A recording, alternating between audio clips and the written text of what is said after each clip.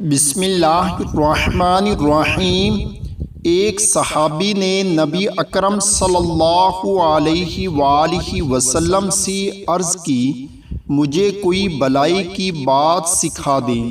آپ صلی اللہ علیہ وآلہ وسلم نے فرمایا کہ یہ وظیفہ پڑھا کرو، سبحان اللہ والحمد للہ ولا الہ الا اللہ واللہ اکبر۔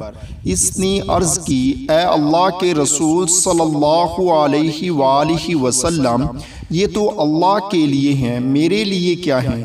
آپ صلی اللہ علیہ وآلہ وسلم نے فرمایا، جب تو کہے گا سبحان اللہ الحمد للہ لا الہ الا اللہ اللہ اکبر، اللہ تعالیٰ فرمائے گا تو نے سچ کہا۔